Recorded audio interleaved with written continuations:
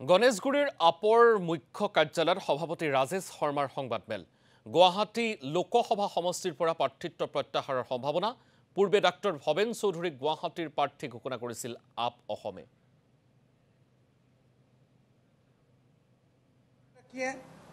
और एक सीट पर उन्होंने एजीपी को उम्मीदवारी दी है। इससे पता चलता है कि ये सिर्फ दो दलों का अलायंस है। विरोधी ऐक्य मंच के नाम पर इन्होंने अभी तक असम की जनता को धोखे में रखा है। 2024 का चुनाव एक ऐतिहासिक चुनाव है, जिसमें एक तरफ भारतीय जनता पार्टी इस देश की सारी लोकतांत्रिक संस्थाओं को कमजोर करने का काम कर रही है, देश के गणतंत्र को कमजोर करने का काम कर रही है, देश के निर्वाचन आयोग को कमजोर करने का काम कर रही है। ये लोग संविधान को नहीं मानते, सुप्रीम कोर्ट को नहीं मानते।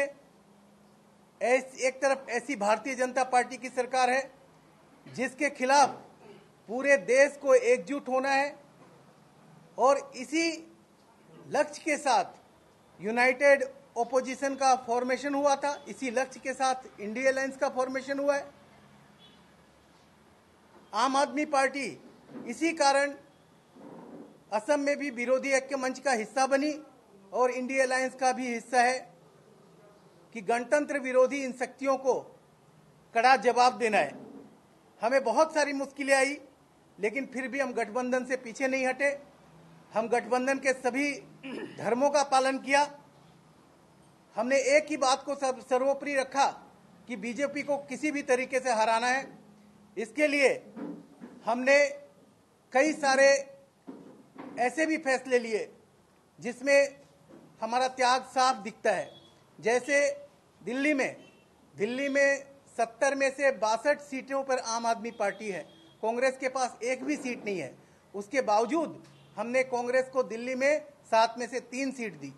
उसी तरीके से गुजरात में आम आदमी पार्टी को 13% वोट मिले हैं और कांग्रेस को 26% वोट मिले हैं। उसके बावजूद गुजरात की 26 लोकसभा सीटों में से आम आदमी पार्टी ने सिर्फ 2 सीटों पर चुनाव लड़ने का फैसला किया। गोवा में आम आदमी पार्टी के 2 एमएलए होने के बावजूद आम आदमी पार्टी ने गोवा से लोकसभा की कोई किसी सीट पर चुनाव नहीं लड़ा।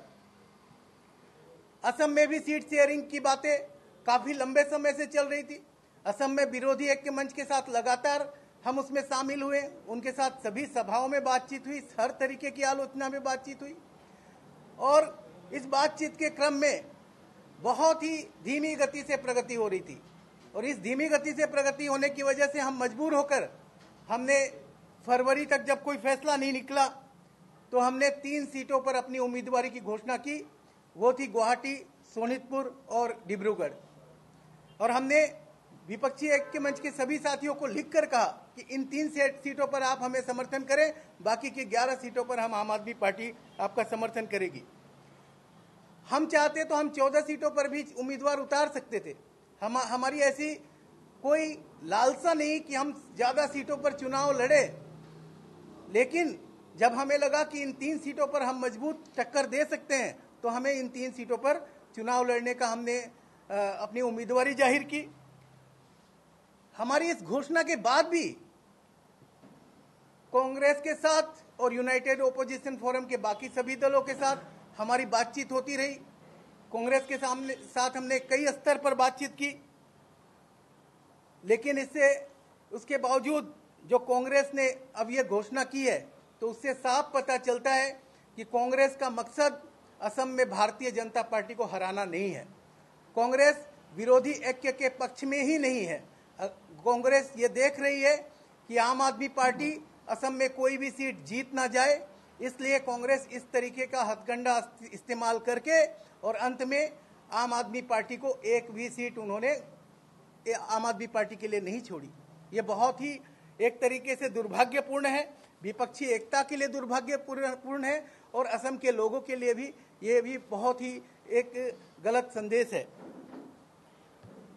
अभी मैं जो बात कहने जाऊंगा उसे सुनकर आप निश्चित तौर पर हैरान हो जाएंगे कि विपक्षी एकता के नाम पर एक तरफ हम मीटिंग कर रहे हैं और दूसरी तरफ कांग्रेस के सभापति भूपेन बोरा जी हमारे बहुत सोनितपुर के और डिब्रूगढ़ के हमारे जो कैंडिडेट हैं उनको फोन कर रहे हैं, अलग अलग तरीके से उनको प्रलोभन दे रहे हैं। तो ये कैसा विपक्षी एकता है? आप एक तरफ हमारे कैंडिडेट को कह रहे हो कि आप हमारी पार्टी में आ जाओ, आप हमारी पार्टी के चुनाव चिन्ह पर चुनाव लड़ो, और दूसरी तरफ आप कह रहे हो कि विरोधी ऐक्य है। तो कांग्रेस को इसके बारे में सोचना चाहिए। ये बहुत ही गलत तरीका है। हिमंत बिश्व शर्मा जी बार बार कहते हैं कि असम कांग्रेस में तो हमारे ही लोग हैं, असम कांग्रेस में तो जो कुछ है हम चलाते हैं। बहुत बार ऐसे मैसेज आए हैं, ऐसी सूचनाएं, ऐसी बातें हिमंत बिश्व शर्मा जी ने कही है। तो अभी तक तो हमें संदेह होता था, लेकिन कांग्रेस के इन क्रियाकलापों को देखकर अब हमें ऐसा लगता है। এয়া হৈছে আপৰ তত্ত্বাৱধায়ক ৰাজেশ শৰ্মা ইতিমধ্যে সংবাদমেল সম্বোধন কৰিছে। আপে আগন্তুক নিৰ্বাচনৰ কেনেধৰণে অগ্ৰসৰ হ'ব সেই সন্দৰ্ভতো এই সংবাদমেলত মন্তব্য আগবঢ়াইছে।